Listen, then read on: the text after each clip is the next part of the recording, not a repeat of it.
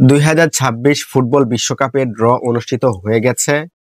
Brazil এবং Argentina কোন গ্রুপে পড়েছে এবং তাদের প্রতিপক্ষ কারা, আপনাদেরকে বিস্তারিত তথ্য জানিয়ে দেব। 2026 ফুটবল বিশ্বকাপটি 3 দেশ মিলে আয়োজন করবে: মেক্সিকো, কানাডা এবং যুক্তরাষ্ট্র। আর এই বিশ্বকাপের ড্র অনুষ্ঠিত হয়ে গেছে যুক্তরাষ্ট্রে।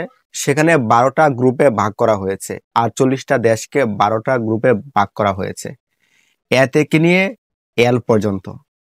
তো এই গ্রুপের মধ্যে ব্রাজিল এবং আর্জেন্টিনা কোন গ্রুপে পড়েছে এবং তাদের প্রতিপক্ষ কারা হয়েছে? ব্রাজিল পড়েছে সি গ্রুপে এবং তাদের প্রতিপক্ষ হচ্ছে হাইতি, স্কটল্যান্ড এবং মরক্কো।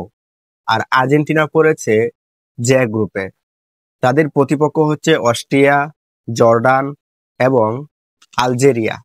এই গ্রুপটি এই হচ্ছে ব্রাজিল এবং আর্জেন্টিনার প্রতিপক্ষ।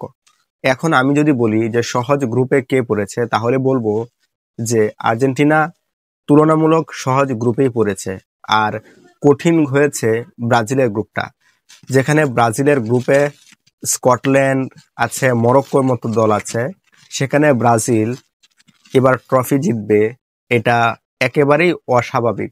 তবে ব্রাজিলের জন্য এটা স্বাভাবিক হতেও পারে যদি তারা ভালো খেলে, কিন্তু সেই তুলনায় আর্জেন্টিনার প্রতিপক্ষ যারা, তারা কিন্তু তুলনামূলক আর্জেন্টিনা থেকে কম শক্তিশালী এবং আর্জেন্টিনা সহজেই হয়তোবা জিতে যেতে পারবে, কিন্তু ব্রাজিলের দ্বারা সেটা সম্ভব হবে না।